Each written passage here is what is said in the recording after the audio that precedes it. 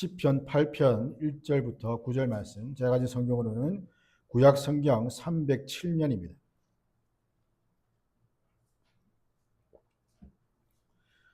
구약 시편 8편 1절부터 9절 말씀,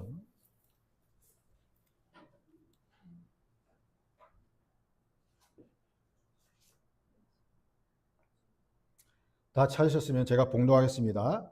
여호와 우리 주여, 주의 이름이 온 땅에 어찌 그리 아름다운지요. 주의 영광이 하늘을 덮었나이다. 주의 대적으로 말미암아 어린 아이들과 젖먹이들의 입으로 권능을 세우시며 이는 원수들과 보복자들을 잠잠하게 하려 하심이니이다. 주의 손가락으로 만드신 주의 하늘과 주께서 베풀어 두신 달과 별들을 내가 보오니 사람이 무엇이기에 주께서 그를 생각하시며 인자가 무엇이기에 주께서 그를 돌보시나이까. 그를 하나님보다 조금 못하게 하시고 영화와 존귀로 관을 씌우셨나이다.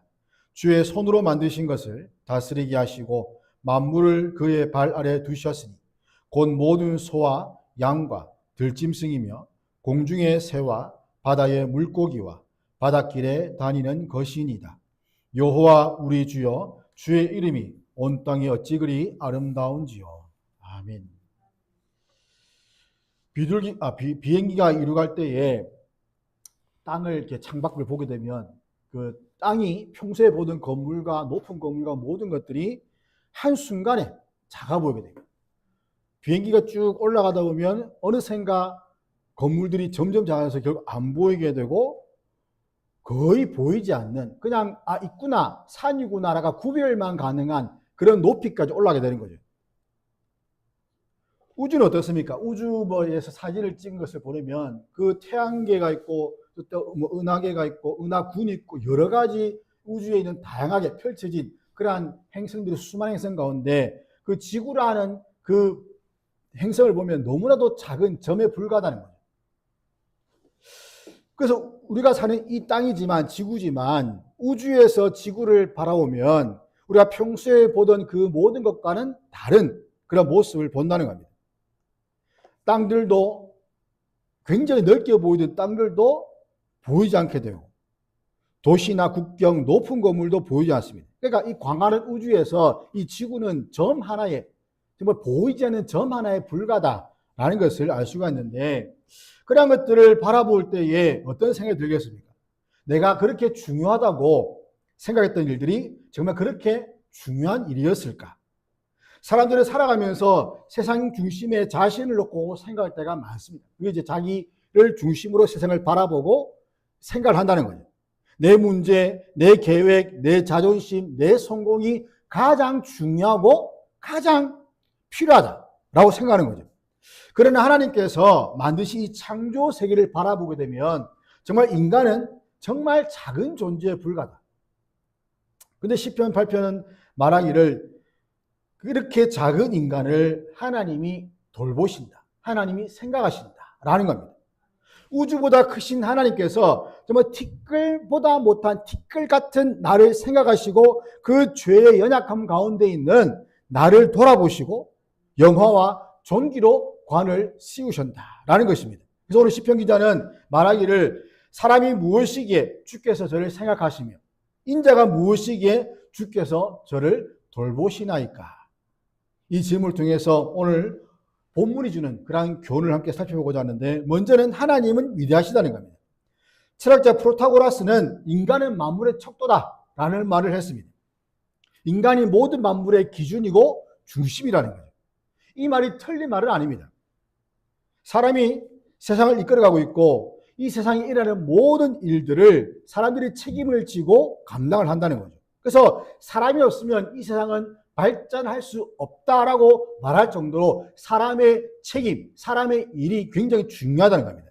철학자들은 예전부터 사람이 도대체 무엇인가, 사람이 어떤 존재인가, 이것에 굉장히 많은 관심을 가지고 있었습니다. 이러한 질문에, 사람은 무엇인가라는 질문에 무슨 대답을 할 것인가? 그냥 태어났으니까, 사람으로 태어났으니까 그냥 사람으로 사는 것이다 라고 말하는 거예요. 이것은 정말 무책임하고 하나님 보시기에 정말 이렇게 어떻게 보면 어이가 없는 그런 답변이죠. 하나님의 섭리에서 벗어난 대답입니다. 그래서 시인은 먼저 말하기를 여호와 우리 주여 주의 이름이 온 땅이 어찌 그리 아름다운지요 주의 영광이 우리를 하늘을 덮었나이다 라고 말하는데, 사람이 어떤 존재인지에 대해서 단서를 정하는 것이 뭐냐면 여호와 우리 주여라고 합니다. 여기서 우리라는 것을 볼 때에 우리는 하나님께 속해 있다, 주께 속해 있다는 것을 보여준다는 거죠. 여호와 우리 주는 어떤 분이신가? 그렇다면 바로 우리 주는 천지를 지으신 분이시다.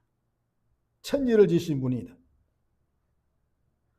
그 때문에 주의 이름이 어찌 그리 아름다우며 주의 영광이 하늘을 덮었나이까 라고 말하는 거죠. 주의 이름과 주의 영광은 하나님을 드러냅니다. 고대 히브리인들에게 이름은 대상의 존재를 드러내는 거죠. 이 시인은 하나님이 어떤 분인지를 알기 때문에 찬양과 영광을 돌리는 겁니다. 하나님의 위대하심과 전능하심을 알고 있습니다. 하나님이 지으신 세계를 보니까 감탄이 나오는 거죠. 찬사가 나오는 겁니다. 그냥 내가 하고 싶어서 하는 것이 아니라 바라보니까 그냥 저절로 마음에서 우러 나온다는 겁니다. 과연 하나님은 위대하신 분이구나. 과연 하나님은 전능하신 분이구나. 때문에 하나님을 아는 자들은 하나님을 찬양하고 하나님께 영광을 돌릴 수밖에 없다는 것이죠. 이처럼 하나님을 아는 지식은 바로 성도들을 살린다는 겁니다. 우리를 살린다는 겁니다. 하나님을 안다는 것이 무엇입니까? 그냥 지식이 아닙니다. 우리가 말하다시피 하나님을 안다는 것은 하나님을 경험적으로 아는 겁니다. 삶에서 하나님을 경험할 때에 그 생기는 그 믿음, 그 관계, 그것으로 하나님을 안다는 것이죠.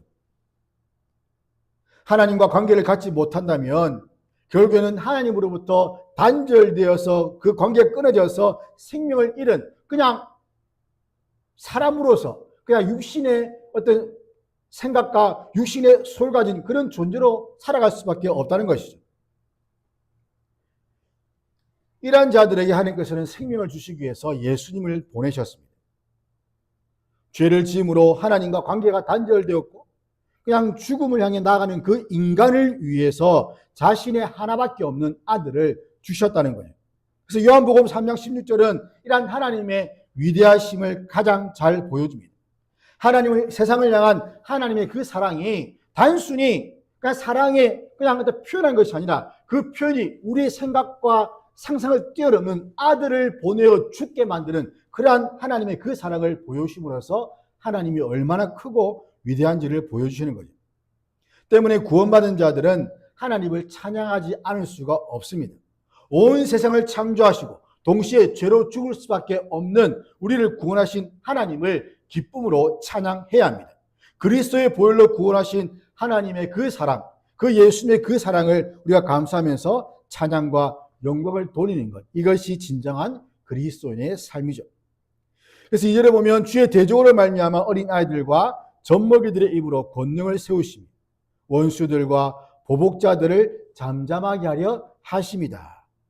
여기서 대적들과 원수들과 보복자들은 누구인가? 하나님의 창조와 구원의 목적을 반대하고 위협하는 모든 세력들을 의미한다고 볼 수가 있습니다.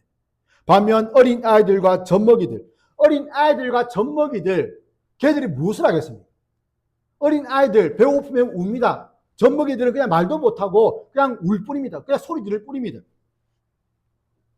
이런 아이들의 입에서 나오는 그런 부르짖음, 그 소리를 통해서 하나님은 듣고 그들을 구원하신다는 거예요. 그래서 이렇게 연약 어린 아이들과 젖먹이들은 곧 그런 이 원수들의 공격 앞에서 연약한 그런 모습을 가지고 있는 정말 하나님만 의지할 수밖에 없는 그런 하나님의 백성들을 가리킨다고 봅니다.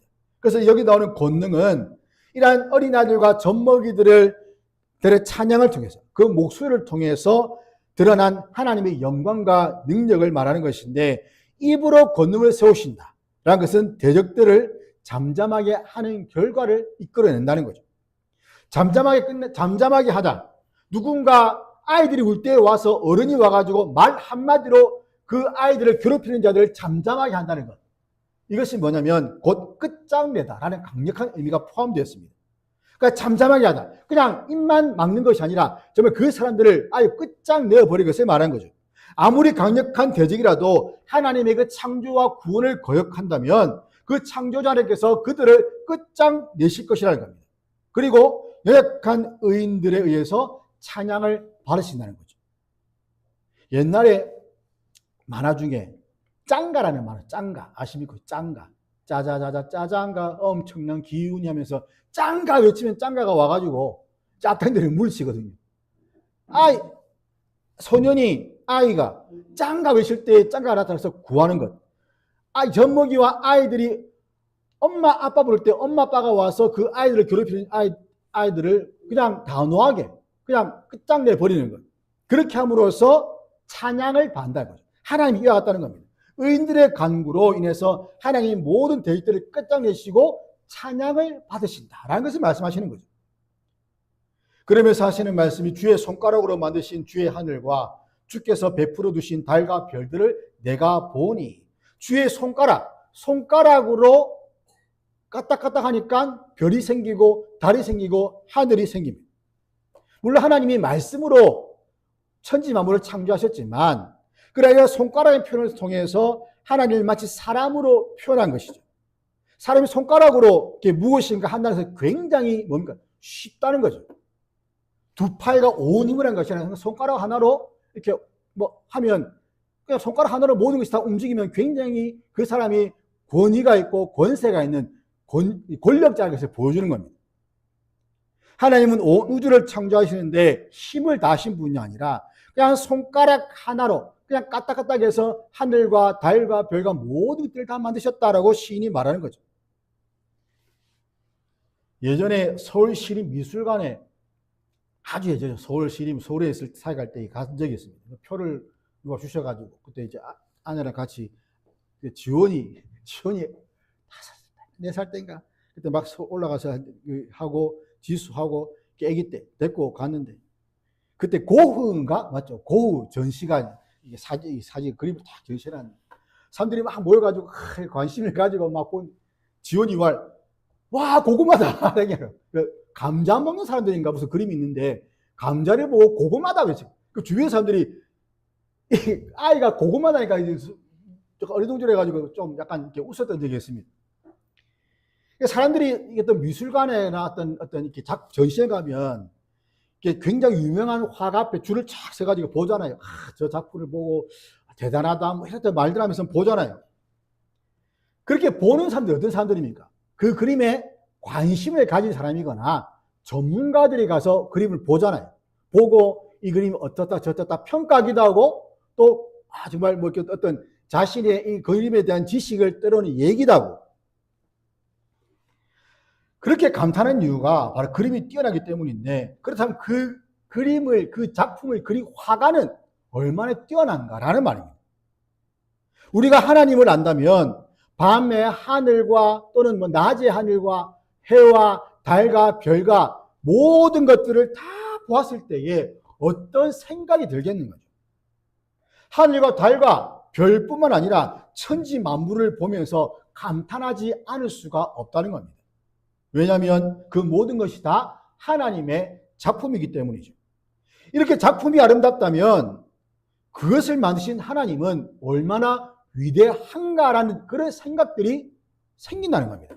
그래서 시편 기자가 주의 이름이 온 땅이 어찌 그리 아름다운지요라고 말하는 거죠. 주의 손가락으로 만드신 주의 하늘과 주께서 베푸신 달과 별들을 내가 보니 주의 이름이 온 땅이 어찌 그리 아름다운지 말로 표현할 수가 없다는 말입니다. 하나님의 전능하심과 위대하심을 알고 있지만 그러나 다시 한 번 더 하늘과 별과 달과 해와 산과 나무와 모든 것들을 바라볼 때 다시 한 번 더 마음 가운데 그것이 솟아오른다는 거죠. 그렇기 때문에 우리는 날마다 하나님의 위대하심을 찬양할 수밖에 없는 겁니다. 사도신경의 고백처럼 전능하신 창조주 하나님을 믿기 때문에 하나님을 찬양하는 것이죠. 하지만 우리가 비록 입으로는 하나님의 그 전능하심을 고백하지만 실제 삶 속에서 전능하신 하나님을 얼마나 믿고 의지하는지를 살펴보아야 됩니다. 우리가 입술로는 이러한 전능을 말하지만 우리 삶 가운데 이러한 전능에 대한 그 고백대로 살지 않는 모습들이 많이 있기 때문입니다. 하나님의 백성으로 이 땅에 살아갈 때에 겪는 그 어려움들을 정말 전능하신 하나님께서 해결해 주실 것을 우리는 믿어야 한다는 것이죠. 이러한 신앙 고백과 삶이 분리가 되었으면 우리는 바른 신앙생활을 할 수가 없습니다. 사실 주일 예배가 전부가 아니죠. 우리가 주일 예배를 드리러 오지만 이 예배는 정해진 시간, 정해진 장소에서 약속된 이 시간에 모든 성도들이 모여서 하나님을 예배하는 겁니다. 그렇다면 이 자리를 떠나서 우리 삶 가운데 나갔을 때에 우리의 삶이 예배가 되어야 되고 우리 예배자로 살아야 되는 것을 잊어서는 안 된다는 거죠. 너희 몸을 거룩한 산 제물로 드리라. 너의 영적 예배자라. 우리는 매일 삶 속에서 우리의 그 거룩함, 우리의 그 거룩을 위해서 노력을 해야 하는 겁니다. 그럴 때 우리는 영적 예배자로서 살아갈 수가 있는 것이죠. 우리의 전부를 하나님께 거룩하게 드림으로써 온전히 하나님을 믿고 순종하는 그런 예배자의 삶을 우리가 살아갈 수 있기를 주의 이름으로 축원합니다. 두 번째, 우리를 귀하게 여기시는 것인데 4절 보시면 사람이 무엇이기에 주께서 저를 생각하시며 인자가 무엇이기에 저를 권고하시나이까. 하나님은 말씀드렸지만 크십니다. 위대하십니다. 그러나 반면 인간은 작습니다. 하나님은 영원하십니다. 그러나 인간은 유한합니다. 하나님은 거룩하십니다. 그러나 인간은 죄인입니다. 그런데 하나님은 이렇게 작고 유한하고 죄인인 정말 아무것도 아닌 인간을 어떻게 하십니까? 생각하시고 권고하신다. 즉 돌아보신다. 여기 나오는 사람은 히브리어로 아주 깨지기 쉬운 존재, 부패하기 쉬운 존재, 낡아 떨어지기 쉬운 존재라는 의미가 있습니다.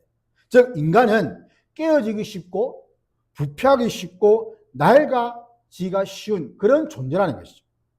또 여기 나오는 인자라는 단어의 원래 의미는 흙의 아들입니다. 흙의 아들. 사람이 흙으로 지음 받았잖아요. 흙이 얼마나 하찮습니까? 요즘 흙이 잘 보이지 않습니다. 옛날에 동네마다 흙이 많았는데 요즘엔 다 그냥 아스팔트, 콘크리트 다 깔아버려가지고 흙이 잘 보이지도 않고 또 뭐 화단에나 겨우 흙이 있을 정도. 모래도 잘 안 보이잖아요. 이 놀이터 가더라도 다 이 우레탄을 깔아가지고 이 모래도 잘 없고 흙이 잘 보이지 않습니다. 흙이 또 귀하게 돼버린 되겠죠. 하지만 이 흙이 얼마나 하찮은 것인지 이 흙으로부터 하나님이 인간을 창조하셨다. 그래서 인간은 흙 또는 먼지에 불과한 존재라는 거죠. 이런 티끌 같은 존재인 인간이 하나님이 창조하신 이 세상을 다스릴 은혜를 지금 누리고 있다라는 것입니다. 여기서 생각하다는 것은 기억하는 것을 의미합니다. 하나님 우리를 기억하신다. 우리를 기억하신다. 그리고 돌보다는 것은 어려움에 처한 자기 백성을 돌아보기 위해서 방문하는 것을 말합니다. 여기서 나오는 방문하는 것은 보통 사람들의 운명을 바꾸는 신적 섭리를, 신적인 간섭을 가리키는데 아무리 약하고 하찮아 보인다 하더라도 하나님이 그들을 방문, 즉 그들의 삶에 간섭하신다면 그들의 삶은 바뀐다는 거죠. 변화가 된다는 겁니다. 하나님은 계속해서 그들의 삶에 간섭하셔서 하나님이 그 계획을 시행해 나가신다는 겁니다. 이러한 돌보심이 그냥 한 번으로 끝나는 것이 아니라 계속해서 이어지고 있다라는 것이죠.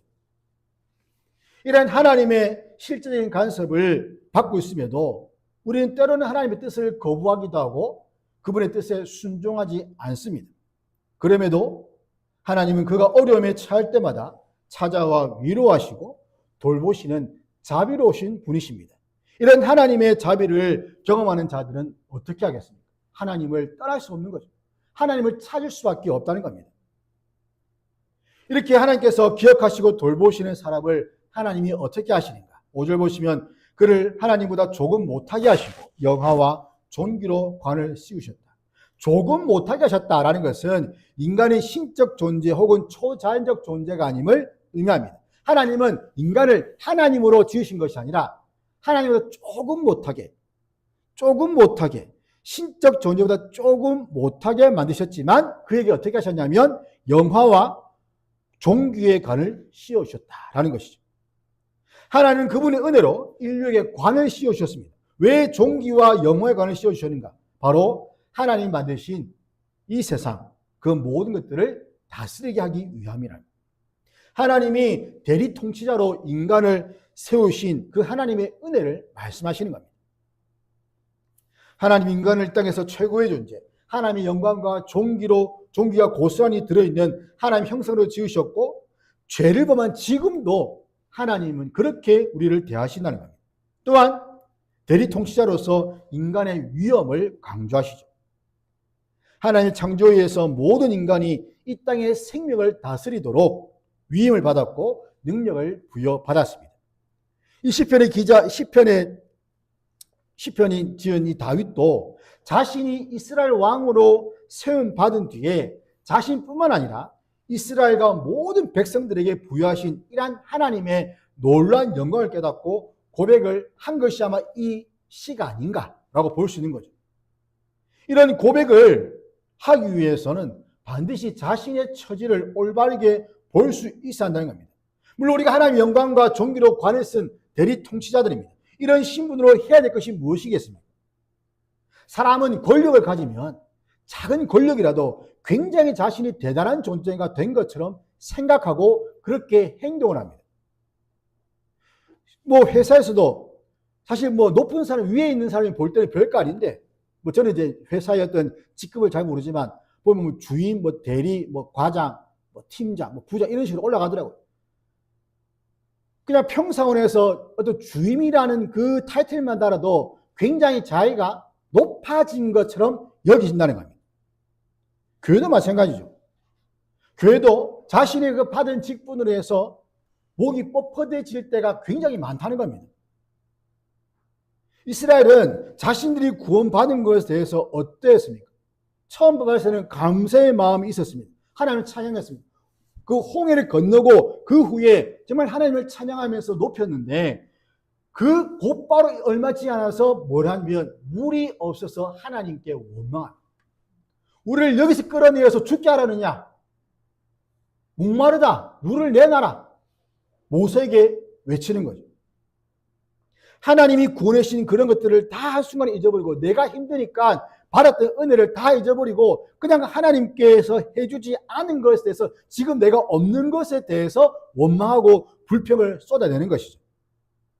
하나님과 관계보다 자신들의 처한 환경과 그 상황이 더 중요하게 여겼던 겁니다. 사람은 하나님께서 높여주신 존재지만 동시에 죄로 인해서 하나님을 거역하는 존재입니다. 존귀하게 창조되었지만 그 존귀함을 하나님의 뜻을 위해 사용하지 않고 자신의 욕망을 위해 사용한다는 거죠. 그렇기 때문에 사람에게는 하나님의 은혜가 필요하다는 겁니다. 하나님이 이러한 인간을 버리지 않으시고 예수님을 통해서 구원하셨다. 그리고 다시 한 번 더 그 죄로 인해서 단절된 그 관계를 돌아오도록 하시기 위해서 예수님의 이 땅 가운데 보내셨다는 거죠. 예수님의 죽으심으로 우리에게 있는 모든 죄책과 또 하나님과의 관계가 해결되고 회복되었습니다. 이러한 하나님의 은혜를 우리가 풍성하게 받고 있다는 것이죠. 디도서 3장 5절에 우리를 구원하시되 우리가 행한 바 의로운 행위로 말미암지 아니하고 오직 그의 긍휼을 하심을 따라 중생의 씻음과 성령의 새롭게 하심으로 하셨다. 베드로전서 1장 23절 보시면 너희가 거듭난 것은 썩어질 씨로 된 것이 아니요 썩지 아니할 씨로 된 것이니 살아있고 항상 있는 하나님 말씀으로 되었다. 이 하나님 말씀이 어떤 말씀입니까? 성령의 검이죠. 모든 악한 영들과 싸울 수 있는 유일한 무기입니다. 또 아니라 하나님 말씀의 기능은 히브리서 4장 12절에 나오는 것처럼 하나님의 말씀은 살아있고 활력에서 절에 날선 어떤 것보다도 예리하여 혼과 영과 및 관절과 골수를 찔러 쪼개기까지 하며 또 마음의 생각과 뜻을 판단한다. 우리가 알다시피 우리의 마음은 돌처럼 단단합니다. 가죽처럼 굳어 있습니다.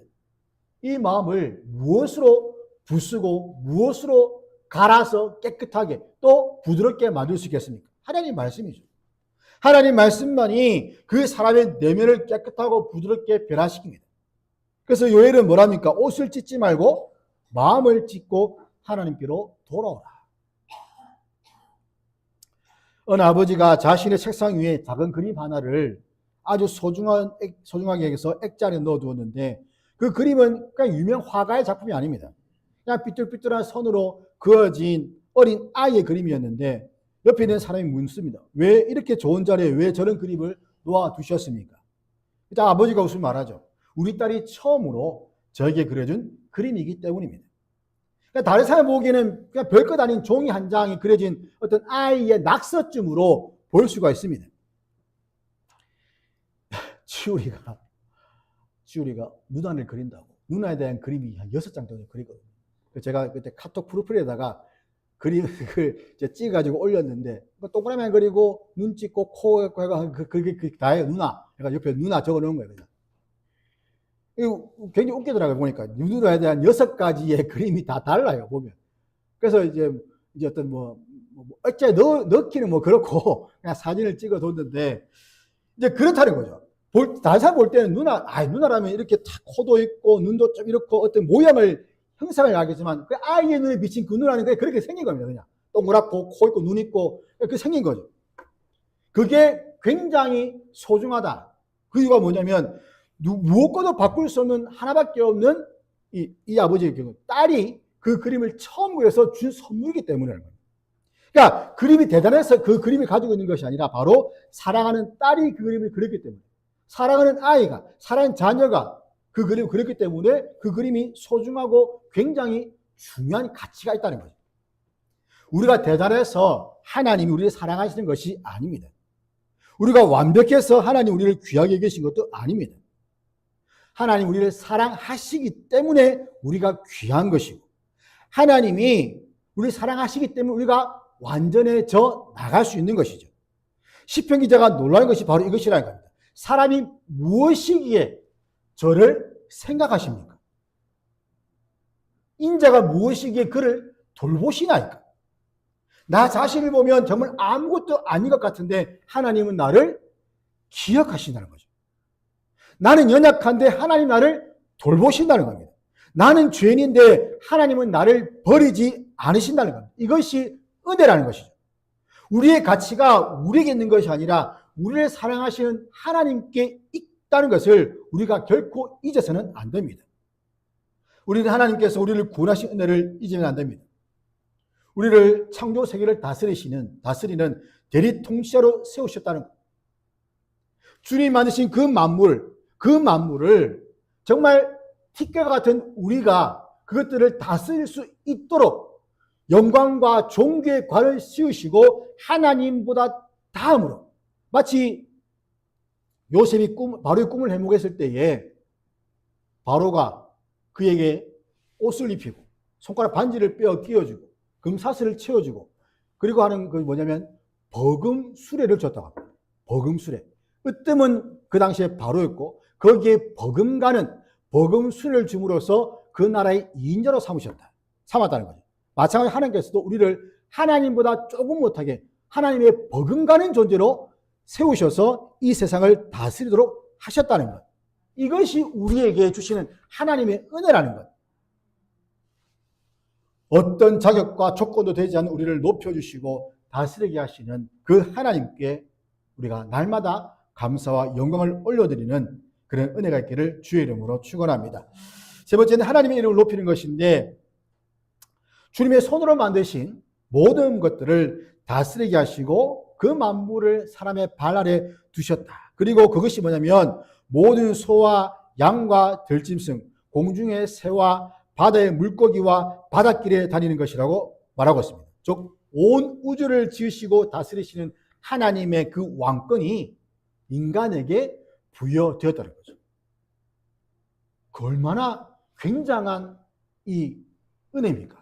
정말 아무것도 아닌데 하나님 불러다가 너 이리 와봐.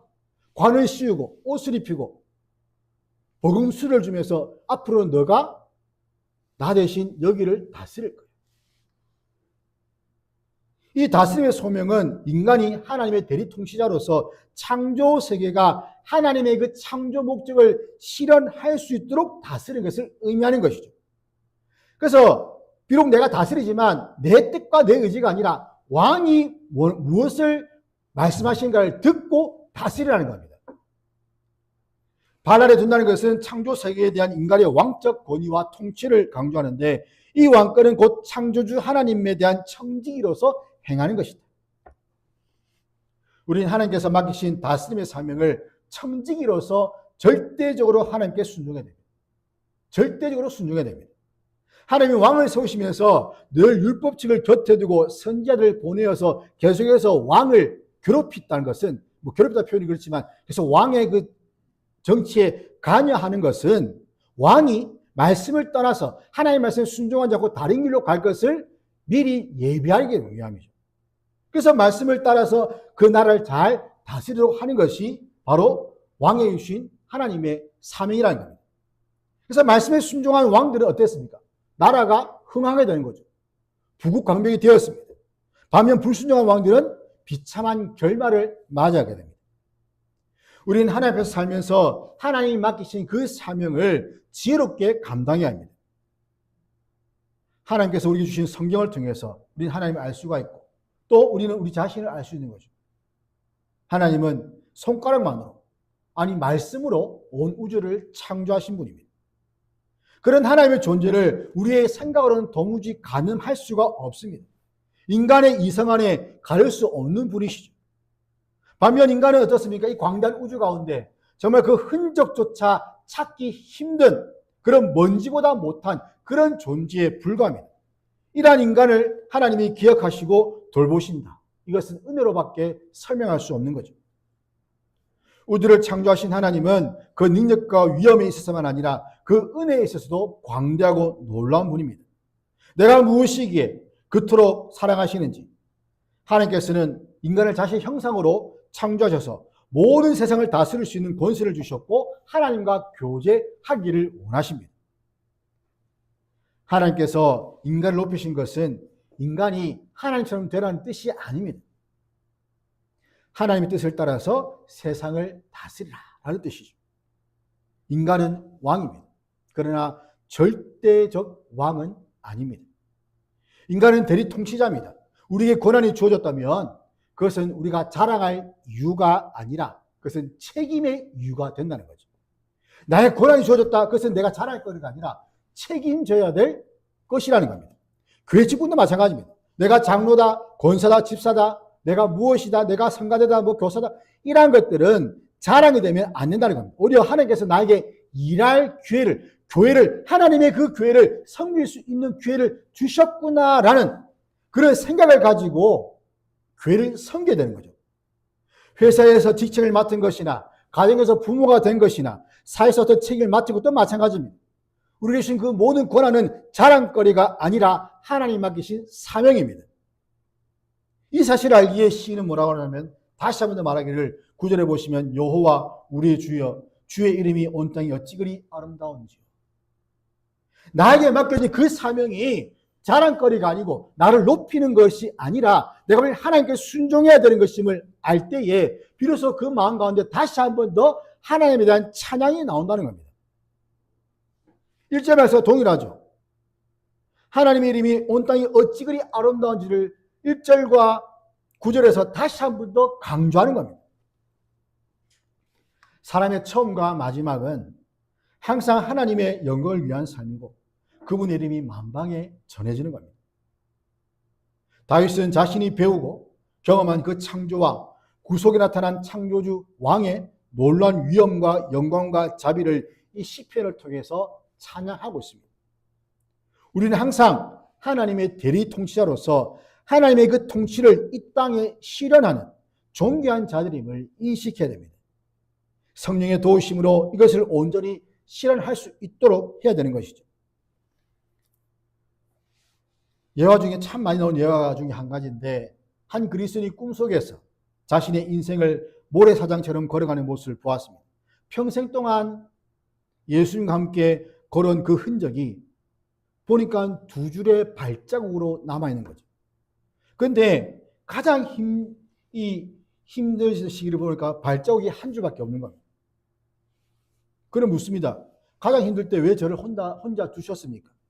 주님 말씀하시죠. 그것은 내가 혼자 걸은 발자국이 아니라 내가 너를 업고 걸어간 발자국이다. 시편 기자는 말합니다. 사람이 무엇이기에 주께서 저를 생각하시며 인자가 무엇이기에 저를 권고하시나이까. 우리는 하나님 앞에서 흙과 같은 존재입니다. 우리의 인생은 짧고 우리의 능력에는 한계가 있습니다. 그 놀라운 것은 하나님이 우리를 잊지 않고 우리의 힘들 때, 우리의 어려울 때 우리를 업고 걸어가신다는 거죠. 이것이 우리에게 은혜라는 겁니다. 우리를 창조하시고 돌보시고 죄 가운데 버려두지 않으시고 예수 그리스도를 보내어 구원하시며 하나님의 자녀로 삼으셨다는 것. 그리고 그것을 끝나는 것이 아니라 이 세상을 우리에게 맡기셨다라는 것이죠. 우리가 걸은 인생을 돌아보면 때로는 내가 모든 것들을 다 감당한 것처럼 생각할 때가 많습니다. 다 내가 이렇게 열심히 해서, 내가 노력해서, 내가 이렇게 수고와 헌신을 해서 이렇게 되었다라고 말을 한다는 거죠. 그렇게 되면 어떻게 됩니까? 그 사람이 높아지는 거죠. 내가 했기 때문에, 내가 이렇게 헌신했기 때문에, 내가 헌금을 많이 했기 때문에, 내가 이 교회, 우리 집이, 우리 회사가 이렇게 되었다라는 그 생각에 사로잡히면 다른 사람이 그것을 이해해 주지 못하거나 또는 그것에 대해서 어떤 칭찬이나 또는 좋은 말들을 해주지 않을 때의 마음 가운데 뭐가 생깁니까? 섭섭함이 생기는 거예요. 섭섭함. 그렇게 되면 마음에 상처를 입고 점점 완악한 심령으로 되어간다는 거예요. 다른 사람이 알아주든 알아주지 못하든 하나님과의 관계에서 나온 것이라면 하나님 앞에서 우리가 칭찬받는 것을 바라고 소망해야 되는 것이지, 사람들의 그 말에 귀를 기르면 결국에는 사람들을 의식하게 되고 사람들에게 보여주기 위한 것으로 점점 변질될 수밖에 없다는 겁니다. 우리가 걸어온 길을 돌아오면 내가 모든 것을 감당한 것이 아니라 나를 하나님이 붙들고 걸어오셨음을 보게 된다는 거죠.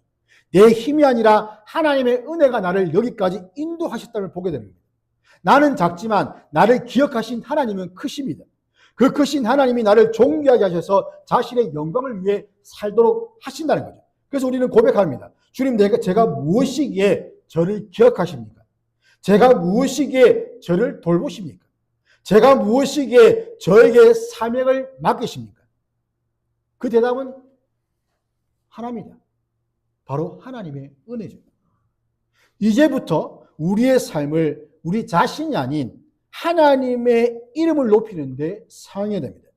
우리의 가정에서 하나님의 이름을 높이고, 우리의 직장에서 하나님의 이름을 높이고, 교회에서 섬김으로 하나님의 이름을 높이고, 우리가 맡은 모든 일을 통해서 하나님의 통치가 나타나게 해야 됩니다.